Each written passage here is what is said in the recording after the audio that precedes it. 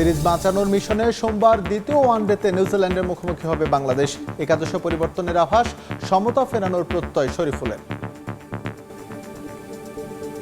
Next ম্যাচে ব্যাটসম্যানরা খুব ভালো করবে, আমাদেরকে সাপোর্ট দেবে, আমরা তাদেরকে সাপোর্ট দেবে, দলগতভাবে আমরা ম্যাচ উইনিং আনবো। সকালে রাজশাহীতে শুরু হচ্ছে বাংলাদেশ শ্রীলঙ্কা নারী ওয়ানডে সিরিজ। বিশ্বকাপে কোয়ালিফাই করার সমীকরণ থাকায় জয়ের জন্য মরিয়া দুদল।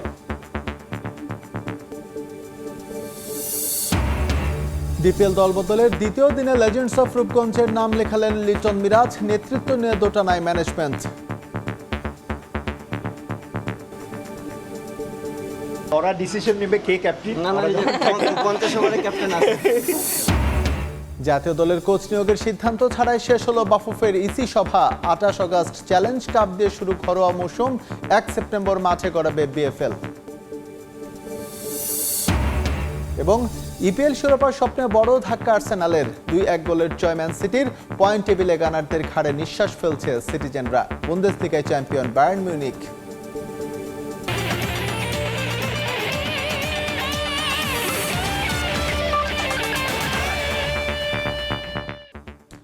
শুরুতে বাংলাদেশ নিউজিল্যান্ড ওয়ানডে সিরিজের খবর। সিরিজ বাঁচানোর মিশনে নিউজিল্যান্ডের মুখোমুখি হবে বাংলাদেশ। প্রথম ওয়ানডে হেরে ব্যাকফুটে টাইগাররা। ঘরের মাঠের কন্ডিশনটাও এখন চ্যালেঞ্জ মেহেদী মিরাজ বাহিনীর জন্য। তবে আশাহত নন শরীফুল ইসলাম। ঘুরে দাঁড়িয়ে সিরিজ জয়ের আত্মবিশ্বাসের কথা শোনালেন পেসাররা। তবে অতিরিক্ত গরমের কারণে টসটা যে গুরুত্বপূর্ণ জানিয়েছেন সেটাও। অন্যদিকে বাংলাদেশকে সমীহ করলেও সিরিজ জয়ে আত্মবিশ্বাসী কিউইরা। মিরপুরে ম্যাচ শুরু সকাল 11টায়। প্রথম ম্যাচে হারের পর একদিন বিশ্রাম, ধকল কাটিয়ে মিরপুরে অনেকটাই চাঙ্গা মেহেদী মিরাজ বাহিনী। রোদের প্রচণ্ড উত্তাপের মধ্যেই টিম হারলে দলকে উজ্জীবিত করার মন্ত্র আউলে দিলেন অধিনায়ক। এর মাঝেই মাঠের মূল উইকেটের সামনে দাঁড়িয়ে পিচের হাল হকিকত বুঝতে চাইলেন ফিল সিমন্স, সঙ্গী কিউরেটর টনি হ্যামিং। ঘরের মাঠের কন্ডিশনটাও যে এখন টাইগারদের জন্য চ্যালেঞ্জিং। পিচের কন্ডিশন বা ওয়েদার কন্ডিশন যেটা বলেন সেটা তো আমাদের হাতে নাই। যেভাবে আমাদেরকে দিবে সেভাবে খেলতে হবে। সো এই প্রিপারেশন নিয়ে আছি। মিরপুর উইকেট কিন্তু অনেক সময় ভুল প্রমাণিত হয়। সো এখানে আমরা তো যেরকম চেয়েছিলাম, আমরা আশা করছিলাম হয়তো তার থেকে একটু ডিফারেন্ট বিহেভ করছে। সো ইনশাল্লাহ নেক্সট টাইম এর থেকে আরও ভালো হবে। ছোট ছোট দলে ফিল্ডিং আর ক্যাচ ড্রিলে সবাই ছিলেন মনোযোগী। এর মাঝে আলাদা ছিলেন দলের বোলাররা। তাদের আত্মবিশ্বাস ছিল চোখে পড়ার মতো। মূলত পারফরমেন্সের কারণেই এই জেল্লা তাদের ভেতর, যা আবার ছিল না ব্যাটারদের। যদিও শরীফুলের দাবি চেষ্টা আছে সবারই। আসলে আক্ষেপের কোনো কিছু নাই। যদি ধরেন আমরা হেরে যাই, আমাদেরও খারাপ লাগে, ব্যাটসম্যানদেরও খারাপ লাগে। সো এখানে আমরা যদি আরেকটু ভালো বোলিং করতাম হয়তো তাদের জন্য ইজি হতো। সো মনে করবো যে ইনশাল্লাহ নেক্সট ম্যাচে ব্যাটসম্যানরা খুব ভালো করবে, আমাদেরকে সাপোর্ট দেবে, আমরা তাদেরকে সাপোর্ট দেবে, দলগতভাবে আমরা ম্যাচ উইনিং আনবো। ক্রিকেট খেলা এরকম আসেই যে এক ইউনিট ভালো করে আর এক ইউনিট একটু ফেল করে। সো এটা নিয়ে আমরা আশাবাদী যে নেক্সট ম্যাচ ইনশাল্লাহ ভালো করবে। দ্বিতীয় ম্যাচটা মিরপুরে সিরিজ বাঁচানোর লড়াই। হেরে গেলে সাগরিকায় যেতে হবে কেবলই নিয়ম রক্ষার্থে। তাই একাদশে পরিবর্তন অনেকটা নিশ্চিত। টাইগারদের অনুশীলনে যার ঝলক দেখা গেল ভালোভাবেই। নেটে তানজিদ তামিমের সঙ্গে অনেকটা সময় নকিং করেছেন সৌম্য, আর হৃদয়ের সঙ্গী ছিলেন সাইফ। আফিফকে নিয়ে দুশ্চিন্তা কাটাতে ব্যাটিং অর্ডার ওলটপালট হওয়াটা তাই অস্বাভাবিক নয়। মোস্তাফিজকেও দেখা গেছে ফুল রিদমে। আমরা যে 15 জন স্কোয়াড আছে সবাই রেডি থাকি ম্যাচ খেলার জন্য। এখন ডিসাইড করবে কোচ, তারা। সো আমরা সবাই রেডি আছি। ফ্রাস্ট্রেটিংয়ের কোনো কিছু নাই, কারণ যারা খেলতেছে তারা সবাই ভালো করতেছে এবং যারা এখন স্কোয়াডের বাইরে আছে তারাও ভালো। এটা একটা হেলদি কম্পিটিশন আমাদের জন্য। তো আমি চাইবো যে এরকম কম্পিটিশন যাতে যতদিন আমরা ক্রিকেট খেলবো ততদিনই থাকে। বাংলাদেশের পরপরই অনুশীলন শুরু হয় নিউজিল্যান্ডের। মূল মাঠে ফিল্ডিং আর ক্যাচিং প্র্যাকটিসের আগেই নিয়মিত সংবাদ সম্মেলন পর্ব শেষ করে আসেন ব্ল্যাক ক্যাপরা। প্রতিপক্ষকে সমীহ করলেও সিরিজ জয়ে আত্মবিশ্বাসী নিউজিল্যান্ড। ঘরের মাঠে বাংলাদেশ শক্তিশালী দল। একটা ম্যাচ খারাপ হতেই পারে, তাই বলে তাদের আন্ডার এস্টিমেট করার ভুল আমরা করছি না। আমাদের পরিকল্পনা আগের মতোই থাকবে, যে কোনো মূল্যে জয়। এই ম্যাচ জিতলেই সিরিজ জিতে যাব, তাই চেষ্টা আরো বাড়াতে হবে। কন্ডিশন আমাদের পক্ষে নেই, কিন্তু এটা অজুহাত হতে পারে না। মুস্তাফিজ যদি এই ম্যাচে খেলে, নিশ্চয়ই তাকে নিয়ে আমাদের কোচিং স্টাফরা ভিন্ন কিছু ভাববে। বৈশাখ মাসের প্রচন্ড গরমে প্রথম ম্যাচের মহা গুরুত্বপূর্ণ টস ভাগ্য এসেছিল সফরকারীদের পক্ষে। শরীফুলের আশা এবার সেই সৌভাগ্য হবে বাংলাদেশের। আর তাহলেই যে কাজে লাগবে ফিল সিমন্সের পরিকল্পনা, না হলে আবারও প্ল্যান বি। নিয়ন মোহাইমেন, সময় সংবাদ, ঢাকা। এবার নারী ক্রিকেট প্রসঙ্গ। কাল রাজশাহীতে শুরু হচ্ছে বাংলাদেশ শ্রীলঙ্কা নারী ক্রিকেট দলের 3 ম্যাচের ওয়ানডে সিরিজ। দু দলের অধিনায়কের উপস্থিতিতে হয়েছে ট্রফি উন্মোচন। আগামী ওয়ানডে বিশ্বকাপে কোয়ালিফাই করার সমীকরণে এই সিরিজকে গুরুত্ব দিচ্ছেন দু দলের অধিনায়ক। শহীদ AHM কামরুজ্জামান স্টেডিয়ামে ম্যাচ শুরু হবে কাল সকাল 9:30টায়। রাজশাহী থেকে কামরুজ্জামান মামুনের রিপোর্ট।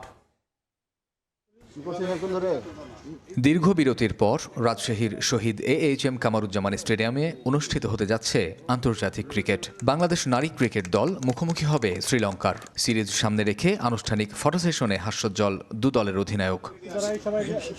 টাইগ্রেসদের 2029 নারী ওয়ানডে বিশ্বকাপে কোয়ালিফাই করার আনুষ্ঠানিক প্রক্রিয়া শুরু হচ্ছে এই সিরিজ দিয়ে। আগামী জুনে ইংল্যান্ডে হবে নারী টি-20 বিশ্বকাপ। তার আগে ওয়ানডে ম্যাচ হলেও এর গুরুত্ব কোনো অংশে কম না। প্রতিটি ম্যাচের জয় পরাজয়ের হিসেব যোগ হবে ICC নারী চ্যাম্পিয়নশিপের খাতায়। তাই দু দলই সিরিজকে নিয়েছে বেশ সিরিয়াসলি। দু দলের জন্যই এই সিরিজটা খুব গুরুত্বপূর্ণ। কদিন বাদেই শুরু হবে টি-20 বিশ্বকাপ, আর এই ম্যাচগুলো পরের ওয়ানডে বিশ্বকাপে কোয়ালিফাই করার জন্য কাজে আসবে। দুই ফরম্যাটের সিরিজ খেলছি, যেটা আমাদের অনেক কাজে আসবে। মেন্স ক্রিকেটের পরিমাণটা বাড়তেছে, সেইভাবে কিন্তু আসলে আমাদের ভেন্যু অনেক কম, খেলার মাঠ অনেক বেশি কম। আমি বলবো যে সেই ক্ষেত্র থেকে চিন্তা করলে কিন্তু আমরা যারা ঢাকার বাইরে আসলে আমাদের চিন্তা করা উচিত যে এই মাঠগুলোকে আরও পরিচর্যা করা। কারণ যদি খেলার পরিমাণগুলো বাড়তেছে এবং আসলে প্রত্যেকটা ভেন্যুই কিন্তু চায় যে সেখানে আসলে খেলা হোক। সো ওইভাবে যদি আমি বলবো যারা এই দায়িত্বে আছেন তারা যদি এই জিনিসটা চিন্তা করেন, যেহেতু আসলে ঢাকা কেন্দ্রিক সব কিছু করলে হবে না, বাইরে এসে যদি আমরা বাইরের মাঠগুলোকে আমরা অ্যাটেনশন দিই এবং ওখানে যদি খেলা আয়োজন করি, তাহলে মনে করবো যে তারা অনেক বেশি উৎসাহিত হবে যারা এটার সাথে ইনভলভ আছে। দেশের ক্রিকেট অনেকটাই ঢাকা কেন্দ্রিক। নারী দল দীর্ঘ সময় খেলেছে সিলেটে। এবার রাজশাহীতে খেলা বলেই কিছুটা বাড়তি উচ্ছ্বাস টাইগ্রেস অধিনায়ক নিগার সুলতানা জ্যোতির। উপভোগ্য এক সিরিজের প্রত্যাশা তার। রান যখন হবে তখন আসলে দর্শকরা মাঠে আসবে, মানুষ আসলে খেলা দেখে পছন্দ করবে।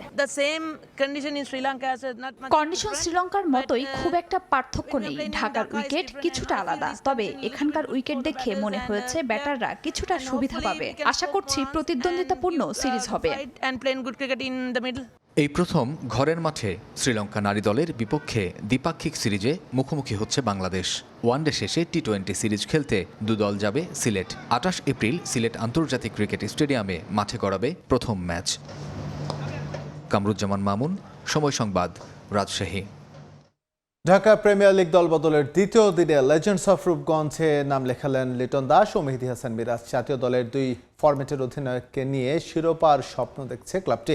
তবে নেতৃত্ব নিয়ে দোটানায় ম্যানেজমেন্ট। পাকিস্তান সিরিজে বেশ কিছু ম্যাচ খেলা হবে না লিটন মিরাজের। সে সময় ক্যাপ্টেন হিসেবে বিকল্প কাউকে বেছে নিতে হবে রূপগঞ্জকে। লম্বা সময় পর সিসিডিএম কার্যালয়ে কর্মব্যস্ততা। প্রাণ ফিরছে ঢাকার ক্লাব ক্রিকেটে। প্রিমিয়ার লিগের 2 দিন ব্যাপী দলবদলের শেষ দিনেও উৎসবের আমেজ। এদিন শিরোনামে লেজেন্ডস অব রূপগঞ্জ। জাতীয় দলের 2 ফরম্যাটের 2 অধিনায়ককে নিয়েছে রূপগঞ্জ। প্রথমবারের মতো ডিপিএলে এক দলে খেলবেন ওয়ানডে অধিনায়ক মেহেদী হাসান মিরাজ ও টি-20 captain Liton Das. Thank you Badal ভাইকে যে আমাদের দুজনকে পিক করার জন্য। এবং আমি ফার্স্ট টাইম রূপগঞ্জে খেলছি এবং আমরা জানি যে ক্লাব ক্রিকেটে বাদল ভাইয়ের অবদান অনেক বেশি এবং তিনি যেভাবে দীর্ঘ অনেক দিন টিম করেছেন এবং অনেক চ্যাম্পিয়ন টিম করেছেন। মিরাজের সাথে এর আগে কখনো খেলা নেই, অবভিয়াসলি ন্যাশনাল টিমে তো খেলেছি, ঢাকার লিগে এই প্রথম খেলবো। অনেকদিন ধরে একটা জায়গায় খেলতেছিলাম। এবার একটা নতুন টিম, আর আমরা তো বাদল ভাইকে সবাই আগে থেকেই চিনি। বরাবরের মতন উনি সবসময় চেষ্টা করে ভালো টিম করার জন্য। 4 মে মাঠে গড়াবে ডিপিএল। পাকিস্তানের বিপক্ষে জাতীয় দলের 2 ম্যাচ টেস্ট সিরিজ হবে 8 থেকে 20 মে। তাই অনেক ম্যাচই মিস করবেন লিটন মিরাজরা। প্রশ্ন উঠছে দলকে নেতৃত্ব দেবেন কে? সবকিছু মাথায় রেখেই পরিকল্পনা সাজাতে হচ্ছে রূপগঞ্জকে। দুজনেই ক্যাপ্টেন, ওরা ডিসিশন নেবে কে ক্যাপ্টেন। না 50 ওভারে ক্যাপ্টেন আছে, ওরা কে ক্যাপ্টেন।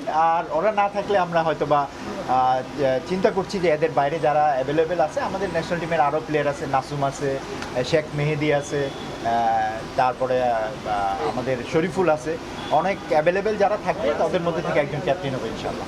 এবারের ডিপিএলে দলই গড়তে চায়নি রূপগঞ্জ, তবে শেষ পর্যন্ত স্বতঃস্ফূর্ত অংশগ্রহণই দেখা যাচ্ছে তাদের। স্বপ্ন দেখছে চ্যাম্পিয়ন ফাইট দেয়ারও। ক্রীড়া মন্ত্রী, আমাদের বোর্ড প্রেসিডেন্ট তামিম ইকবাল আমাকে রিকোয়েস্ট করেছিল। আমি অ্যাকচুয়ালি আপনারা জানেন যে আমি টিমের যা ছিল সবার সাথে সব থেকে আমি তাদেরকে ছেড়ে দিয়েছিলাম, কিছু ধরে রাখতে পেরেছি। তারপরে আমাদের ন্যাশনাল এখন আইকন দুইজনই, দুই ফরম্যাটের ক্যাপ্টেন, এবং আশা করছি এদেরকে নিয়ে এবার আমরা চ্যাম্পিয়ন ফাইটে থাকবো। অবশ্যই আমরা লক্ষ্য থাকবে চ্যাম্পিয়নশিপ হওয়ার জন্য, কারণ যেহেতু টিমটা অনেক ভালো টিম করেছে, এবং আশা করি যে আমাদের টিমটা যদি আমরা সবাই একসাথে বন্ডিং ওয়াইজ খেলতে পারি, আশা করি অবশ্যই আমরা চ্যাম্পিয়ন হতে পারবো। 2 দিনে 12টি ক্লাবের হয়ে দলবদলে অংশ নিয়েছেন মোট 135 ক্রিকেটার। মাকসুম আলম খান, সময় সংবাদ, ঢাকা। এবার আইপিএল প্রসঙ্গ। 6 ম্যাচ পর আরাধ্যের প্রথম জয়ের দেখা পেলেও সন্তুষ্ট নয় কলকাতা নাইট রাইডার্স সমর্থকরা। দলের হতশ্রী অবস্থায় ভক্তরা আঙ্গুল তুলেছে টিম ম্যানেজমেন্টের দিকে। কারো কারো মতে রাজনৈতিক রোশনালে মোস্তাফিজকে সরিয়ে না দিলে দেখতে হতো না এমন পরিণতি। শিরোপার প্রত্যাশা দূরে রেখে চলতি মৌসুমটা সম্মানের সাথে শেষ করাটা এখন একমাত্র আশা কলকাতাকে ঘিরে। বিস্তারিত জানাচ্ছেন সুব্রত আচার্য, ক্যামেরায় ছিলেন বিশ্বজিৎ দাস। 2024-এর চ্যাম্পিয়নদের এমন হাল হবে কে ভেবেছিল? একটা জয় পেতে 6 ম্যাচের অপেক্ষা কলকাতা নাইট রাইডার্সের। শিরোপা তো দূরের ব্যাপার, প্লে অফস খেলাটাই অসম্ভব মনে হচ্ছে কলকাতার। দলের এমন ভরাডুবি নিজেদের আইপিএল ইতিহাসে বিরল। এত নাম, এত দাম, তবুও মাঠের ফল কোথায়? সবচেয়ে বেশি আলোচনা হচ্ছে সবচেয়ে দামি বিদেশি ক্রিকেটার ক্যামেরন গ্রিনকে নিয়ে, যার পেছনে 25 কোটির বেশি রুপি ঢেলেও প্রতিদান শূন্য। তবে প্রশ্ন উঠছে, সমস্যা কি শুধুই খেলোয়াড়ের, নাকি খেলোয়াড় সাজানোর পরিকল্পনাতেও? এত টাকা খরচা করেও মনে হচ্ছে টিমটা কোথাও না কোথাও অনেক ফল্ট হয়ে গেছে। বারবার হারার কারণে আমরা মনক্ষুণ্ণ হচ্ছি, এটা ভালো হচ্ছে না। ম্যানেজমেন্টকে অবশ্যই খেয়াল রাখা। 18 বছরে আমার জানা নেই যে কেকেআর হাল এরকম হবে। ক্রিকেট বোদ্ধাদের অনেকেই মনে করছেন গলতটা আরও গভীরে। কেকেআরের ব্যাটিং আছে, নাম আছে, কিন্তু বল হাতে ধারাবাহিক চাপ তৈরির জায়গায় ঘাটতিও স্পষ্ট। ওপেনিং, মাঝের সারি, এমনকি বিদেশি সমন্বয়, সব জায়গাতেই অনিশ্চয়তা দেখা যাচ্ছে। পরিবর্তনের কথা বলছেন খোদ অধিনায়ক রাহানেও। কলকাতার ভরাডুবিতে আলোচনায় এসেছেন মোস্তাফিজুর রহমানও। বাংলাদেশি পেসারকে বাদ না দিলে কেকেআরের বোলিং আক্রমণে বাঁহাতি বৈচিত্র্য, কাটার, স্লোয়ার সবই যোগ হতে পারত। বল হাতে যে ভারসাম্যের খোঁজে শাহরুখ খানের দল, তার অভাব একটু হলেও কাটত। মোস্তাফিজুর রহমান তিনিও ভালো ছিল, জানি না কিসের জন্য তাকে খেলানো হলো না। তিনি থাকলে ভালো খেলতেন। পেস বোলার সেরকম নেই, রাজনৈতিক কিছু ব্যাপারে হয়তো ওকে বাদ দিয়ে দেওয়া হয়েছে। রোদ বৃষ্টি উপেক্ষা করে লম্বা লাইনে দাঁড়িয়ে যারা টিকিট কাটে, তাদের ভালোবাসার প্রতিদান কে দেবে? কিংবা যাদের হৃদয় ভাঙে টিভির সামনে, তাদেরও বা দায় কে নেবে? ভক্তরা এমন প্রশ্নই তুলছেন, তবে আশাও রাখছেন প্রিয় দলের খারাপ সময় কেটে যাবে খুব দ্রুতই। সুব্রত আচার্য, সময় সংবাদ, কলকাতা। এবার ফুটবল প্রসঙ্গ। এজেন্ডায় থাকলেও জাতীয় দলের কোচ নিয়োগের মতো গুরুত্বপূর্ণ সিদ্ধান্ত ছাড়াই শেষ হয়েছে বাফুফের কার্যনির্বাহী কমিটির মিটিং। তবে আসছে মৌসুমের লিগের বিষয়ে এসেছে কিছু গুরুত্বপূর্ণ সিদ্ধান্ত। 28 আগস্ট চ্যালেঞ্জ কাপ দিয়ে শুরু হবে 2026-27 ফুটবল মৌসুম, আর 1 সেপ্টেম্বর মাঠে গড়াবে বাংলাদেশ ফুটবল লিগ। এছাড়াও লিগে সার্ক কোটা বাতিলের যে আবেদন করেছেন খেলোয়াড় কল্যাণ সমিতির সদস্যরা, তা গুরুত্বের সঙ্গে আলোচনা হয়েছে নির্বাহী কমিটির সভায়। আলোচনার টেবিলে 19 এজেন্ডা, তা নিয়ে ম্যারাথন বৈঠক বাফুফে কার্যনির্বাহী কমিটির। প্রায় 4 ঘন্টা ধরে হয়েছে আলোচনা, কিন্তু জাতীয় দলের কোচ নিয়োগের মতো গুরুত্বপূর্ণ বিষয়টি টেবিলে ওঠার আগেই মুলতবি এবারের বৈঠক। আজকে যদি ন্যাশনাল টিম ম্যানেজমেন্ট কমিটির কোনো রেফারেন্স আমাদের কাছে থাকতো, অবভিয়াসলি আমাদের এই বোর্ড সর্বোচ্চ সংস্থা, এবং এই বোর্ডে কিন্তু সেই ব্যাপারে আলাপ আলোচনা হইতো। প্রয়োজনের পরিপ্রেক্ষিতে আমরা ন্যাশনাল টিম ম্যানেজমেন্ট কমিটি যদি আমরা কোনো সিদ্ধান্ত নিতে হয়, সেই ন্যাশনাল টিম কমিটি আবার একটা মিটিং করবে। মিটিং করে আমরা বিএফএফ এর এক্সিকিউটিভ কমিটির কাছে আমরা রেফার করব। রেফার করলে তারা সিদ্ধান্ত নিবে। এজেন্ডার 3 ও 4 নম্বরে স্থান পেয়েছিল বাফুফের আয় ব্যয়ের হিসেব, যেখানে গত বছরের বাজেট পর্যালোচনার পাশাপাশি ছিল চলতি বছরের বাজেট নিয়ে সিদ্ধান্ত। মূলত এই টপিকে আলোচনা হয়েছে সিংহভাগ সময়, তবুও নেওয়া সম্ভব হয়নি চূড়ান্ত সিদ্ধান্ত। আমাদের বাৎসরিক ক্যালেন্ডারটা কনফার্ম করা হয়েছে। জাতীয় দলের নতুন কোচ নিয়োগ প্রসঙ্গে আলোচনা না হলেও পর্যালোচনা হয়েছে বিগত সাইকেলে ফুটবলারদের পারফরমেন্স। এছাড়াও আসছে মৌসুম মাঠে গড়ানো নিয়েও মোটামুটি খসড়া একটা সিদ্ধান্তে পৌঁছেছে বাফুফে। এবার সম্ভব না হলেও সামনের মৌসুমে 5টি টুর্নামেন্ট আয়োজন করতে চায় ফেডারেশন। গত 2 বছর আপনারা জানেন যে দেশের একটা পরিবর্তিত পরিস্থিতি ছিল, যেহেতু এখন একটা স্থিতিশীল সরকার আসছে, নির্বাচিত সরকার আসছে, আমরা আমাদের ক্যালেন্ডারে যে সমস্ত টুর্নামেন্টগুলো রেখেছি সেগুলো আমরা যথাসময়ে করতে পারবো। এদিকে বাংলাদেশ ফুটবল লিগে সার্ক কোটা বাতিল সহ ফুটবলার কল্যাণ সমিতির দাবিগুলো যথেষ্ট গুরুত্ব পেয়েছে নির্বাহী কমিটির বৈঠকে। এ বিষয়ে চূড়ান্ত সিদ্ধান্ত না হলেও ফুটবলারদের দাবি প্রসঙ্গে ইতিবাচক অবস্থানে বাফুফে। আমরা পুঙ্খানুপুঙ্খানুরূপে আলাপ আলোচনা করেছি, পরবর্তীতে আমরা সিদ্ধান্ত নিব। প্রয়োজনের পরিপ্রেক্ষিতে খেলোয়াড়দের সাথে আমরা বসবো, খেলোয়াড়দের সাথে আমরা কথা বলবো, কথা বলে খেলোয়াড়দের যদি কোনো কনসেপ্ট থাকে সেটা আমরা নিব, কি তারা চায় এবং আমরা কি করতে চাই তাদের সাথে আলাপ আলোচনা সাপেক্ষে একটা আমরা সিদ্ধান্ত নিব। সম্প্রতি গ্রাসরুট পর্যায়ে বাফুফের কার্যক্রম প্রশংসনীয়। ফিফার কাছ থেকে তারই স্বীকৃতি পেয়েছে বাংলাদেশ। এতদিন ফুটবল ফেডারেশন ব্রোঞ্জ ক্যাটাগরিতে থাকলেও তা সিলভারে উন্নীত করেছে এএফসি। নির্বাহী কমিটির দায়িত্ব নেওয়ার পর থেকে এইদিকে আমাদের প্রেসিডেন্ট মিস্টার তাবিত আওয়াল সহ আমরা সকলেই এটাকে অত্যধিক গুরুত্ব দিয়ে আমরা বিবেচনা করছি। সার্বিকভাবে গ্রাসরুট ডেভেলপমেন্টের charter membership Bangladesh football federation পেয়েছিল 2021 সালে।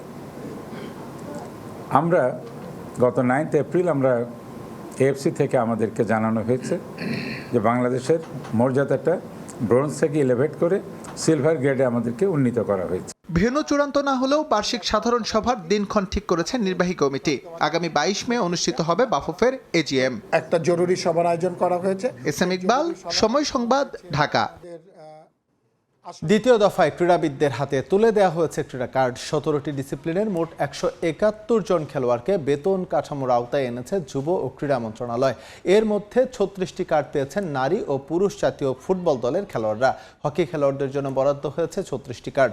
মন্ত্রণালয়ের এমন উদ্যোগে আফইদা মোরসালিনদের মতো ক্রীড়াবিদরা নতুন করে অনুপ্রাণিত হচ্ছেন। জীবিকার দুশ্চিন্তা দূর করে এখন তাদের কাছ থেকে বড় সাফল্য প্রত্যাশা ক্রীড়া প্রতিমন্ত্রী আমিনুল হকের।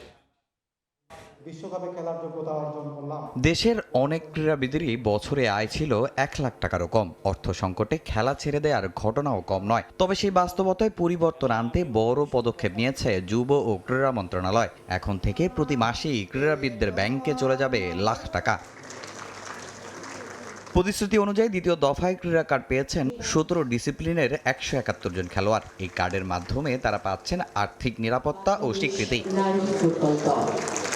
নারী ফুটবলারদের অনিয়মিত বেতন নিয়ে দীর্ঘদিন ধরেই আলোচনা ছিল। তবে এখন আর বাফুফের অর্থের দিকে তাকিয়ে থাকতে হবে না আফিদাদের। 18 জন নারী ফুটবলার পেয়েছেন এই বিশেষ কার্ড, যা তাদের ভালো করার তাড়না বাড়িয়েছে আরও কয়েক গুণ। দেশ থেকে কিছু পেলে আমাদের আরও ইচ্ছা করে যে না, আমরা দেশের থেকে কিছু পাচ্ছি, আমরা এখন দেশকে আরও আমাদের সর্বোচ্চ চেষ্টা করে যেন সম্মানটা বয়ে নিয়ে আসতে পারি। তো অবশ্যই এটা কাজে দিবে, কারণ আমাদের মাথায় থাকবে যে দেশের জন্য করতে হবে আমাদের। নারী দলের পাশাপাশি পুরুষ জাতীয় ফুটবল দলকেও আনা হয়েছে এই বেতন কাঠামোর আওতায়। মোরসালিনরা এখন বিশেষ সম্মাননার যথাযথ প্রতিদান দিতে চান। এই জায়গায় কম্পিটিশন বাড়বে, বিকজ এটা 4 মাস পর পর কিন্তু চেঞ্জ হবে। আপনি যদি পারফরমেন্স ভালো না করতে পারেন তাহলে আপনি টিম থেকে বাদ পড়ে যাবেন। সবকিছু এই কার্ডটার উপরে মানে তাকে মোটিভেট করবে।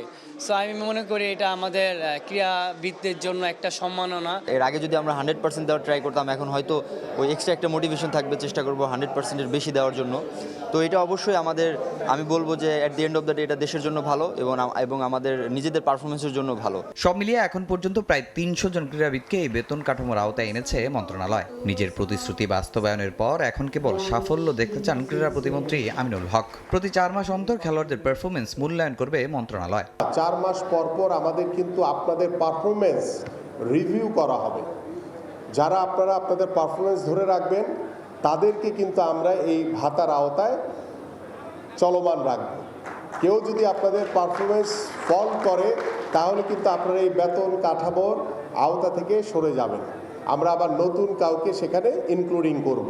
পর্যায়ক্রমে আমরা 500 জন ক্রীড়াবিদকে আমরা এই পেশাগত স্বীকৃতি বাবদ আমরা ক্রীড়া ভাতা এবং ক্রীড়া কার্ড আমরা প্রদান করব। ফুটবলের পাশাপাশি জাতীয় হকি দলের নারী পুরুষ খেলোয়াড়রাও পেয়েছেন 36টি কার্ড। এছাড়া আর্চারি 15, শুটিং 5 জন সহ কাবাডি, জিমন্যাস্টিক, জুডো, উশু খেলোয়াড়রাও পেয়েছেন এই বিশেষ সম্মাননা। এর আগে 129 জনকে দেয়া হয়েছিল এই ক্রীড়া কার্ড। তামিম হোসেন, সময় সংবাদ, ঢাকা। আবারও স্বাগত খেলার সময়। দীর্ঘদিন অবৈধ দখলে থাকা 107 বছরের পুরনো ঐতিহ্যবাহী গাবতলী খেলার মাঠ দখলমুক্ত করার উদ্যোগ নিয়েছেন যুব ও ক্রীড়া প্রতিমন্ত্রী আমিনুল হক। রোববার সকালে মাঠ পরিদর্শনে যান তিনি। একটা সময় মিরপুর বাজার রোড সংলগ্ন গাবতলীর এই মাঠে প্রতিনিয়ত খেলা হতো, কিন্তু এখন মাঠের বড় একটি অংশ জুড়ে আছে অবৈধ স্থাপনা, যার কারণে এখানে শিশু কিশোরদের খেলাধুলা প্রায় বন্ধই হয়ে গেছে। এছাড়া মাঠটি নিয়ে আইনি জটিলতা আছে, তবে সেই সমস্যার সমাধান করে দ্রুত মাঠটি সংস্কার করে খেলার উপযোগী করা হবে বলে প্রতিশ্রুতি দেন ক্রীড়া প্রতিমন্ত্রী। এখানে আদালতের একটি রায় রয়েছে, একটি বৃহৎ অংশ এখনো দখল অবস্থায় রয়েছে। সেই দখল মুক্ত করার জন্য সার্বিকভাবে আমরা আমাদের সরকারের পক্ষ থেকে সার্বিকভাবে আদালতের রায়কে মেনে ইনশাল্লাহ আমরা সামনের দিকে এগিয়ে যাব। এবং পাশাপাশি যেহেতু একটি অংশ খেলার মাঠ রয়েছে, সেখানে আমি বিশ্বাস করি যে এটি খেলার মাঠ হিসেবেই থাকবে। এখানে কোনোভাবেই কোনো অবৈধ স্থাপনা তৈরি করতে দেওয়া হবে না। এই জায়গার পরিমাণ তার 4 ভাগের 2 ভাগেরও বেশিটা তারা অবৈধভাবে স্থাপনা তৈরি করে তাদের ব্যবসা প্রতিষ্ঠান করেছে। আমরা সরজমিনে দেখেছি এবং কোর্টের একটা মনে হয় একটা কি রায়ের মতো আছে, কোর্ট তো জনগণের জন্য, তো জনগণের জন্য যেহেতু আইন আদালত, জনগণের সেই আইন আদালতের প্রক্রিয়ার মধ্য দিয়েই এই খেলার মাঠটাকে অবৈধ স্থাপনা যেখানে যেখানে আছে সিটি কর্পোরেশনের আওতায় যতগুলো জায়গায় অবৈধ স্থাপনা আছে সেই অবৈধ স্থাপনাগুলো উচ্ছেদ করা হবে। এবার ইংলিশ প্রিমিয়ার লিগের খবর। মৌসুমের অন্যতম গুরুত্বপূর্ণ ম্যাচে আর্সেনালকে 2-1 ব্যবধানে হারিয়ে লিগ এপিএল জমিয়ে তুলল ম্যানচেস্টার সিটি। চেরিক আর হল্যান্ডের গোলে 1 ম্যাচ কম খেলা সিটিজেনরা এখন মাত্র 3 পয়েন্ট পিছিয়ে। বুধবার বার্নলিকে 2 বা তার বেশি ব্যবধানে হারালেই শীর্ষে উঠে যাবে পেপ গার্দিওলার দল। অন্যদিকে গানারদের জন্য ধূসর হচ্ছে বহুল আকাঙ্ক্ষিত একটা লিগ শিরোপা। লন্ডনের রাস্তায় আতঙ্ক। মৌসুমের সবচেয়ে গুরুত্বপূর্ণ ম্যাচ জিতে আর্সেনালকে এমন খোঁচাই দিল ম্যান সিটি। বুধবার টেবিলের শীর্ষে ওঠার সুযোগ থাকবে ম্যান সিটির সামনে। রেলিগেশন অঞ্চলে থাকা বার্নলেকে অন্তত 2 গোলের ব্যবধানে হারালেই আর্সেনালকে টপকে লিগ টেবিলের শীর্ষে উঠবে পেপ গার্দিওলার দল। এদিন এতিহাদে গোলের দেখা পেতে অপেক্ষা করতে হয় মাত্র 17 মিনিট। 10 মিটার দূর থেকে রায়ান চেরকির ডান পায়ের শটে লিড নেয় স্বাগতিকরা। চলতি মৌসুমে দুর্দান্ত ছন্দে সিটির নাম্বার 10 প্রথম ফুটবলার হিসেবে 10টার বেশি গোল আর অ্যাসিস্টে নাম লেখালেন এই ফরাসি উইঙ্গার। ওই লিড টেকে মাত্র 34 সেকেন্ড। সিটিকে ডোবানোর দায়ে গোলরক্ষক দোনারুমার। কাই হাভার্টসের প্রেসিংয়ের সামনে অসহায় আত্মসমর্পণ ইতালিয়ান গোলকিপারের। গোল হজমের এমন ধরন নিজেরই হজম করতে কষ্ট হচ্ছিল দোনারুমার। বিরতির ঠিক আগে আবারও এগিয়ে যাবার সুযোগ ছিল সিটির সামনে। চেরকির কর্নারে অলিম্পিক গোল হয়েই বসছিল। দারুণ নৈপুণ্যে তা ফিরিয়ে দেন সালিভা, যদিও তার আগেই ফাউলের বাঁশি বাজিয়েছিলেন রেফারি। দ্বিতীয়ার্ধে আধিপত্য বাড়ায় সিটিজেন। দ্বিতীয় মিনিটে সুযোগ ছিল এগিয়ে যাবার, তবে হল্যান্ডের ফিনিশিং ব্যর্থতায় স্কোর লাইন অপরিবর্তিত। 51 মিনিটে একইভাবে সুযোগ হারিয়েছেন ডোকু। 59 মিনিটে দৃশ্যপটে আর্সেনাল। মিডফিল্ডে জেতা বল নিয়ে ওডেগার্ডের পাস, সেখান থেকে ডান পোস্টে হাভার্টসের শট ফেরান দোনারুমা। এরপর রিবাউন্ডেও ব্যর্থ আর্সেনাল। মিনিট 2 পরে বাধা গোলপোস্ট। এজের শট ফেরায় কেবল ভাগ্যকেই দুষতে পারে গানার্স।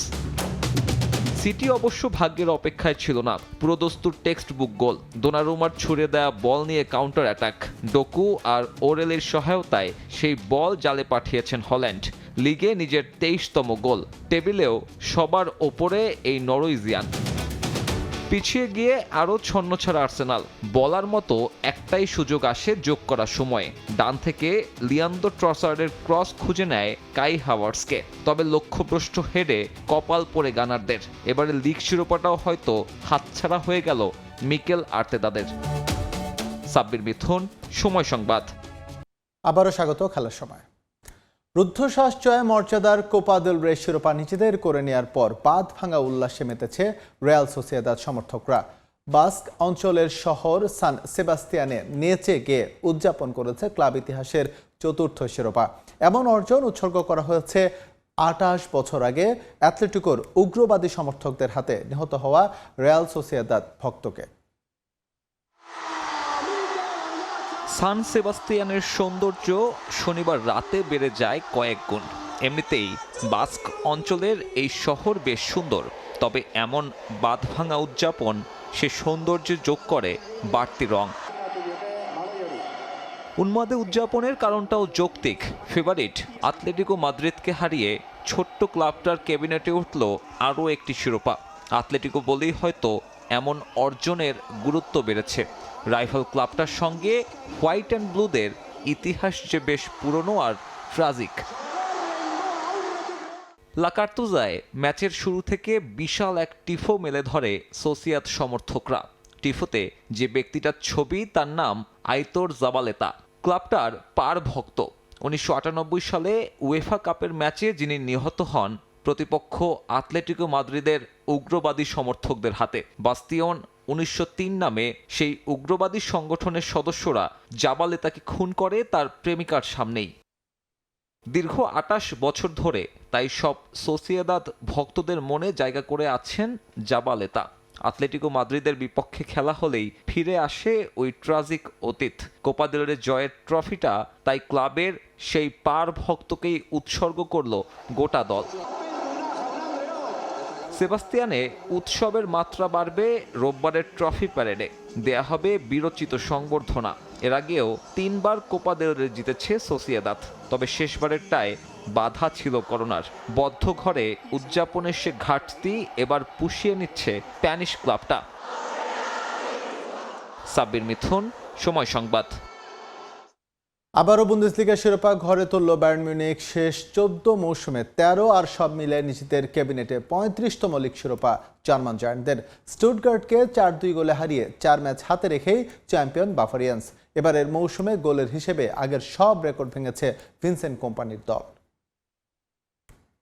রেকর্ড 35তম লিগ শিরোপা ঘরে তুলল বায়ার্ন মিউনিখ। স্টুটগার্টকে উড়িয়ে 4 ম্যাচ হাতে রেখেই চ্যাম্পিয়ন বাভারিয়ান্স। আর এমন অর্জনে অপেক্ষা কিংবা দুশ্চিন্তা কোনোটাই করতে হলো না জার্মান জায়ান্টদের। এদিনও ম্যাচ শুরুর আগেই ম্যাচ ভেন্যুতে চলে আসে চ্যাম্পিয়ন টি শার্ট। একটা ড্র হলেই যথেষ্ট ছিল, তবে ভিনসেন্ট কোম্পানির শিষ্যরা জয় তুলে নিল বড় ব্যবধানে। অ্যালিয়াঞ্জ এরেনায় ফেভারিট হয়েই নামে বায়ার্ন, তবে ধাক্কা খায় 21তম মিনিটে। স্বাগতিকদের জালে বল পাঠিয়ে লিড নেয় স্টুটগার্ট, আর ওই গোলই হয়তো তাতিয়ে দেয় হ্যারি কেইনদের। 6 মিনিটের ব্যবধানে প্রতিপক্ষের জালে গুনে গুনে 3 গোল পাঠায় জার্মানির সফলতম ক্লাবটা। তাতে রেকর্ড ভাঙে বাভারিয়ান। সব প্রতিযোগিতা মিলিয়ে 160তম গোল, বায়ার্নের ইতিহাসে রেকর্ড সর্বোচ্চ। লিগে এই গোলের সংখ্যাটা 109। মৌসুমে মাত্র একটা ম্যাচ হেরেছে বায়ার্ন মিউনিখ। জানুয়ারিতে অক্সবার্গ ঘটায় সেই অঘটন।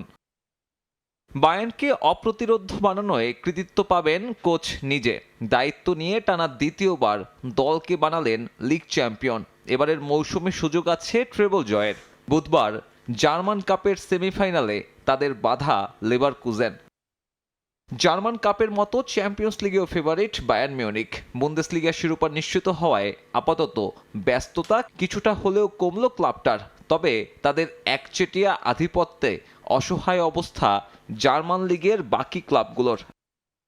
জার্মান লিগে দ্বিতীয় সফলতম দলটার শিরোপা সংখ্যা মাত্র 8। শেষ 14 মৌসুমে একবারই ব্যর্থ হয়েছে বায়ার্ন। নিজেদের এমন অপ্রতিরোধ্য ফর্ম এবার ইউরোপিয়ান মঞ্চেও দেখাতে চাইবেন হ্যারি কেইনরা। সাব্বির মিথুন, সময় সংবাদ। কোপা দেল রের পর চ্যাম্পিয়ন্স লিগ থেকেও বিদায়। লা লিগা শিরোপা জয়ের আশাটাও দিন দিন ফিকে হচ্ছে রিয়াল মাদ্রিদের। মাঠের এমন বাজে পারফরমেন্সের প্রভাব পড়েছে খেলোয়াড়দের ট্রান্সফার ভ্যালুতে। ট্রান্সফার মার্কেটের তথ্য অনুযায়ী 2024-এর তুলনায় রিয়ালের স্কোয়াড ভ্যালু কমেছে প্রায় 176 মিলিয়ন ইউরো।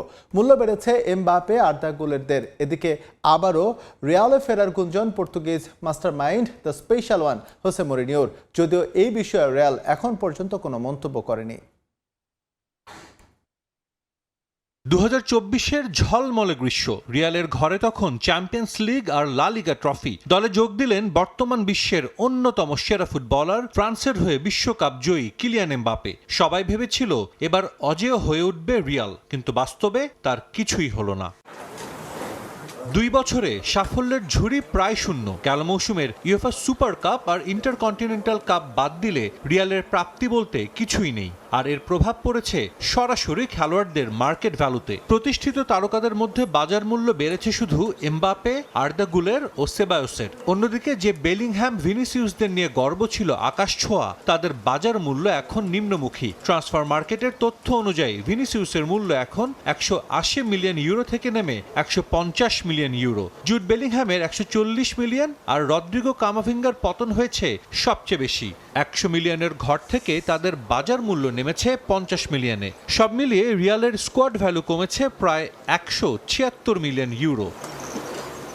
টানা 2 মৌসুম ট্রফিলেস থাকার পর পরিস্থিতি এতটাই ভয়াবহ যে খোদ বার্নাবুর গ্যালারিতে উঠেছে পেরেজ বিরোধী স্লোগান, ফ্লোরেন্তিনো পদত্যাগ করো। স্লোগান তুলেছেন সমর্থকরা। শাবি আলোনসো এসেছিলেন ত্রাতা হয়ে, কিন্তু বিশৃঙ্খল ড্রেসিং রুম সামলাতে না পেরে বিদায় নিয়েছেন মাত্র 7 মাসেই। 200 মিলিয়ন ইউরো দিয়ে করা নতুন সাইনিংগুলো এখন সাইড বেঞ্চের শোভাবর্ধন করছে। সান্তিয়াগো বার্নাবু জুড়ে এখন শুধুই হাহাকার। এই বিশৃঙ্খলার শেষ কোথায়? জিনেদিন জিদান ফিরতে রাজি নন। ফরাসি জাতীয় দলই তার ধ্যান জ্ঞান জুড়ে। ইয়র্গেন ক্লপও আপাতত ডাগ আউটে ফিরতে চান না। এই ক্রান্তিকালে উঠে এসেছে পরিচিত এক নাম, হোসে মরিনিও। 2010 সালে রিয়ালের ড্রেসিং রুমে শৃঙ্খলা ফেরানো সেই স্পেশাল ওয়ানের আবারও রিয়ালে ফেরার গুঞ্জন। সরাসরি না বললেও ইঙ্গিত দিয়েছেন পর্তুগিজ মাস্টারমাইন্ড নিজেই। বেনফিকার সংবাদ সম্মেলনে ভবিষ্যৎ নিয়ে ধোঁয়াশা রেখে তিনি যেন বার্তাই দিয়েছেন বার্নাবুর বোর্ডকে। রিয়ালের বোর্ড সদস্যরাও মনে করছেন তারকাদের লাগামহীন দাপট কমানোর জন্য মরিন হচ্ছে কঠোর শাসক আর কেউ নেই। বেসামাল ড্রেসিং রুম আর পর্তি ফর্মে রাজকীয় রিয়াল এখন খাদের কিনারায়। ইউরোপের ফুটবলে সাদা জার্সির আগের প্রতাপ ফেরানোটা বড় চ্যালেঞ্জ ক্লাব কর্তাদের। সাজিদ মুস্তাহিদ, সময় সংবাদ।